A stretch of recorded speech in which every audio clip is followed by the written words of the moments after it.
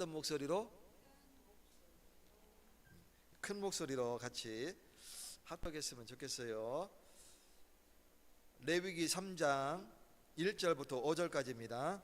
사람이 만일 화목제의 제물을 예물로 드리되 서로 드리려면 숫것이나 암컷이나 흠 없는 것으로 여호와 앞에 드릴지니 그 예물의 머리에 안수하고 회막문에서 잡을 것이요 아론의 자손 제사장들은 그 피를 제단 사방에 뿌릴 것이며 그는 또 그 화목제의 제물 중에서 여호와께 화제를 드릴지니 곧 내장에 덮인 기름과 내장에 붙은 모든 기름과 두 콩팥과 그 위에 기름 곧 허리 쪽에 있는 것과 간에 덮인 컵불을 콩팥과 함께 떼어낼 것이요 아론의 자손은 그것을 제단 위에 불 위에 있는 나무 위에 범제물 위에서 살을 찌니 이는 화제라 여호와께 향기로운 냄새니라.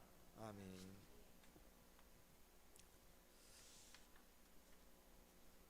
우리 다음번에는 큰 목소리로 했으면 좋겠어요. 우리 목사님 기도 제목이에요. 자, 우리 지지난주에는 번제에 대해서, 번제는 나를 온전히 하나님 앞에 드리는 헌신제라고 했죠. 지난주에는 소제에 대해서 곡물로 드리는 하나님 앞에 감사제라고 했어요. 그리고 오늘은 화목제. 이 화목제는 하나님과의 화목을 원하면서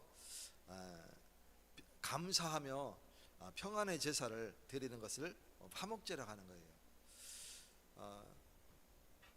신분에 따라서 드리는 방법이 다른데 제사장이 드리는 화목제가 있고 그리고 부자가 드리는 화목제가 있고 가난한 자가 드리는 화목제가 있어요. 여러 가지 그 형편에 따라서 이렇게 드리게 됩니다. 근데 이 화목제는 왜 화목제를 드리냐? 어떻게 드리냐면 속죄제나 온전히 번제를 드린 후에 그 다음에 드리는 것이 화목제예요. 그리고 이 화목제는 제사장이 드리는 것이 아니라 화목을 드리고 싶은 그 성도들이 직접 하나님 앞에 드리는 제사예요. 그래서 이 화목제는 좀 많이 다르죠. 근데 왜 번제나 속죄제 이후에 이 화목제를 드리냐면 이것은 구원받은 사람만이 하나님 앞에 우리가 하나님과 화목할 수 있다는 뜻이에요. 그래서 내가 그냥 아무렇게 나가서 화목제를 드리는 것이 아니라 반드시 뭐가 전제되어야 되냐면 번제를 드리거나 속죄제를 드릴 그 후에 드리는 것이 바로 화목제예요.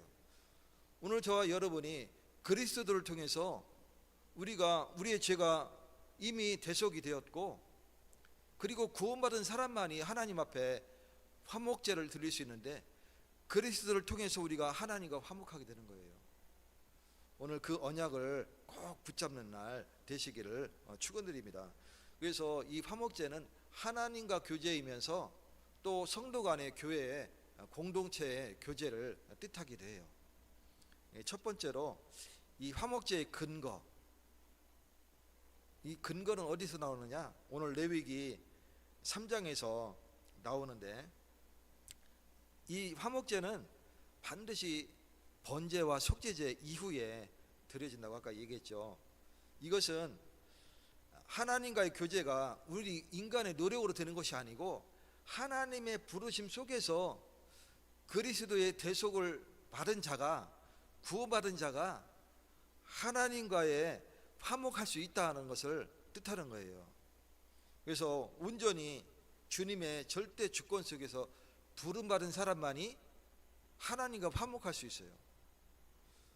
그래서 우리가 그리스도의 대속 안에 들어와 있는 사람이 하나님과 화목하기 때문에 우리가 그리스도의 은혜 속에 날마다 은혜를 누리는 그런 축복을 누리시기 바라겠어요. 로마서 5장 1절에 보면 그러므로 우리가 믿음으로 의롭다 하심을 받았으니 우리 주 예수 그리스도로 말미암아 하나님과 화평을 누리자.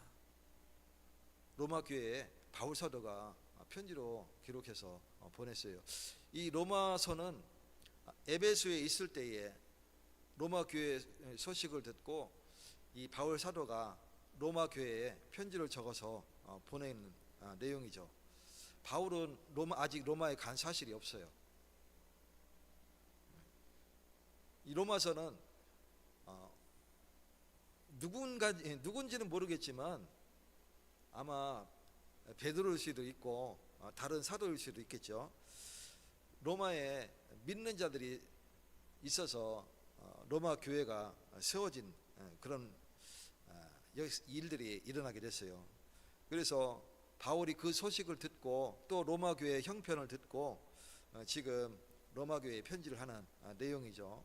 로마서가 바울이 로마서를 기록했지만 바울은 아직까지는 3차 전도 여행을 마치고 죄수로 가이사 앞에 끌려가기 전까지는 로마에 간 적이 없어요. 지금까지.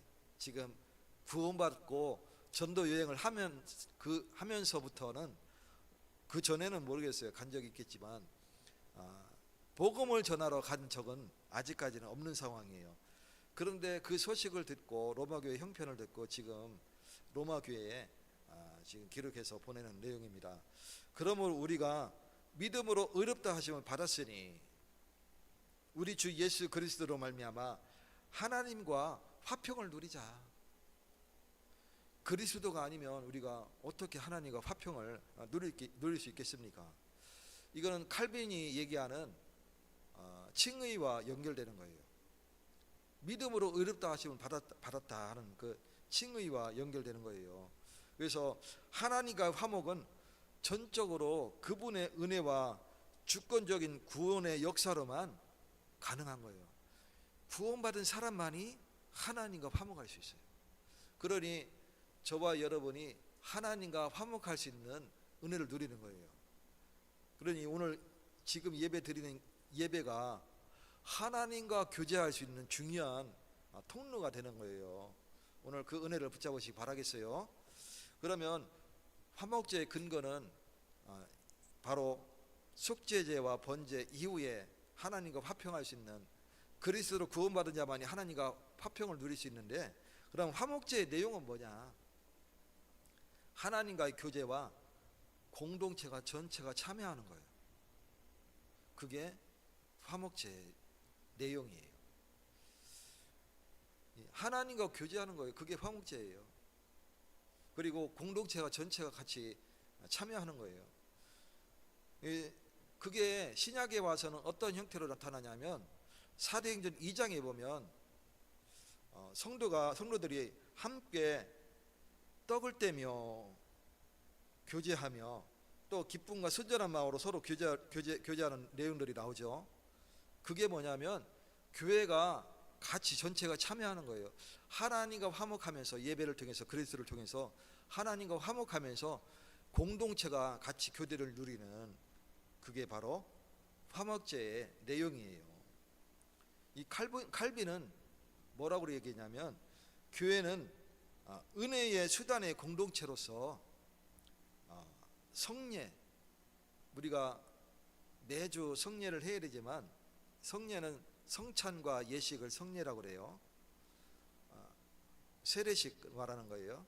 성찬과 세례식을 합쳐가지고 성례라고 하는데, 이 성례가 매주 있어야 되지만 이제 주로 줄여서 부활절과 추수감사절 때만 봄, 가을에 이렇게 1년에 2번 정도 이렇게 해요. 어떤 교회는 분기별로 한 번씩 한다 하는 교회도 있고, 또 어떤 교회는 목사님이 매주 가운을 입고 나와서 매주 성찬식 하는 교회도 있긴 있어요. 그게 오히려 더 성경적이긴 해요. 근데 우리가 그 의미를 놓쳐서는 안 돼요. 그래서 이 성도가 같이 화목하고 하나님과의 화목과 성도 교제를 경험하는 그런 자리가 바로 이 화목제의 의미예요. 내용이에요. 오늘 저와 여러분이 우리가 서로 교제하고 하나님과 화목하는 그런 축복을 누리시기 바라겠어요. 그러면 이 화목제를 통해서 무엇이 성취가 되느냐? 바로 예수 그리스도의 십자가 은혜예요. 이 화목제는 예수 그리스도의 십자가의 은혜예요. 그래서 장차 오실 그리스도의 화목의 제사를 예표하는 거예요. 그리스도가 십자가에서 하나님과 원수된 우리를 그의 피로 하나님과 화목하게 한 것은 하나님의 은혜예요. 주님의 은혜예요.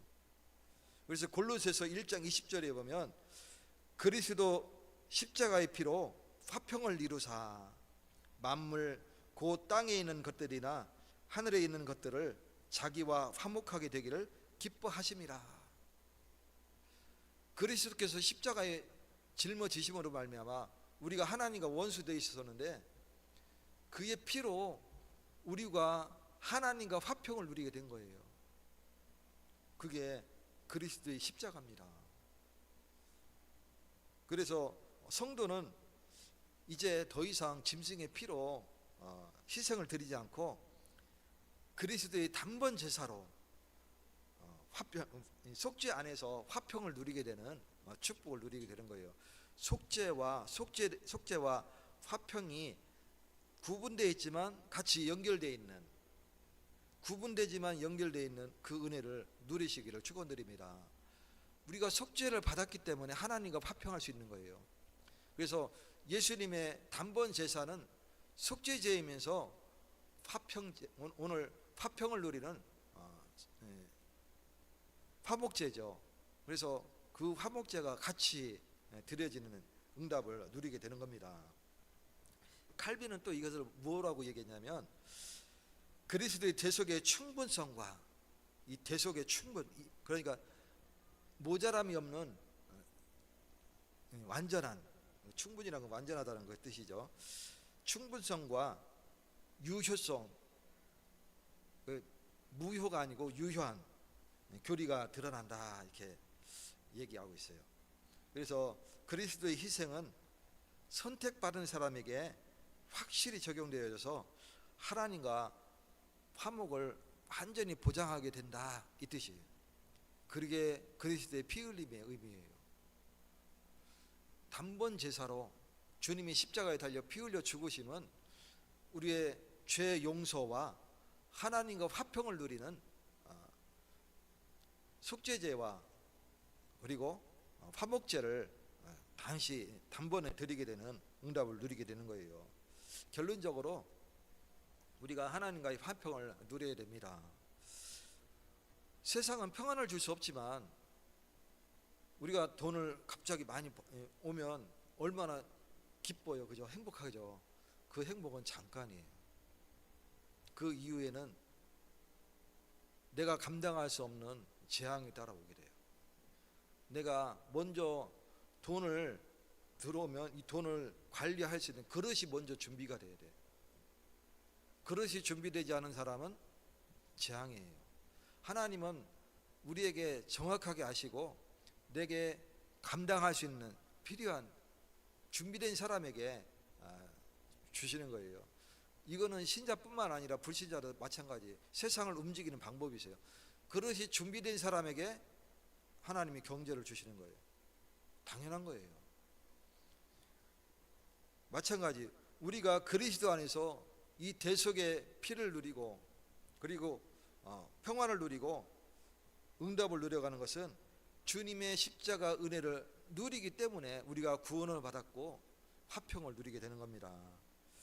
그리고 두 번째는 교회 안에서 평안을 누리는 거예요. 화평을 누리는 거예요. 서로 교제하고 떡을 떼는 것은 같이 화평을 누리는 거예요. 이건 공동체로서 같이 예배에 참석한다는 의미예요. 그리고 같이 교제한다는 의미예요. 그래서 초대교회는 만날 때마다 얼마나 간절했겠어요. 그때 당시에는 언제 끌려가서 언제 목이 잘려도 이상하게 생각이 들지 않을 정도로 그때 당시에는 위험한 때에 있었어요. 차라리 목 잘리면 감사한 거예요. 그때 당시 출교는 이 사람은 믿는 사람이 아니야 하고 출교를 당하면 그거는 죽음보다 더한 형벌이었었어요. 그러니 매주 만나서 예배를 드리고 교제할 수 있다는 것은 너무나 간절했기 때문에 볼 때마다 서로 얼싸안고 같이 교제를 누렸다고 그래요. 그러니 얼마나 그때는 간절했겠어요. 우리 형제들을, 형제 자매들을 볼 때 그와 같아야 돼요. 서로 기뻐서 얼싸안고 막 눈물을 흘려가면서 우리가 또 같이 모여서 예배를 드리는구나 하면서 막 얼싸안고 기뻐하는 그런 기쁨이, 교제가 있어야 됩니다. 그러면서 그리스도의 제사에 감사하며 우리가 살아가야 됩니다. 그리스도를 통해서 우리가 하나님과 화목하고 우리가 서로 교제할 수 있구나, 이것을 누리는 거예요. 그래서 우리가 매일매일이 영적인 제사가 돼야 돼. 저와 여러분이 영적인 제사가 되어지는 축복을 누리시기 바라겠습니다. 로마서 12장 1절에 보면 너희 몸을 하나님이 기뻐하시는 거룩한 산제물로 드리라, 이것이 너희가 드릴 영적 예배니라 말씀하고 있어요. 날마다 거룩한 산제물로 나를 드리시는 축복된 예배가 되시기를 축원드립니다. 하나님 감사드립니다. 오늘 귀한 은혜를 누리게 하시니 감사드립니다. 레위기서를 통해서 우리가 오늘 화목제에 대하여 같이 말씀을 나눴습니다. 예수 그리스도의 십자가 은혜로 우리가 하나님과 화평을 누리며 성도가 서로 교제할 수 있는 은혜를 누리게 하시니 감사드립니다. 날마다 우리의 삶 중에 영적인 산 제사를 드리는 축복의 날들이 되어지게 하여 주시옵소서. 예수 그리스도 이름으로 기도 올려옵나이다. 아멘. 모든 문제를 해결하신 예수 그리스도의 은혜와 크신 하나님의 사랑과 성령님의 역사하심이 날마다 그리스도 언약 안에서 하나님과 화평하며 서로 교제하기 원하는 오늘 예배드린 주의 백성들 머리 위에, 이들의 현장과 가정 위에, 우리 다음 세대의 학업 현장 위에, 지금부터 영원까지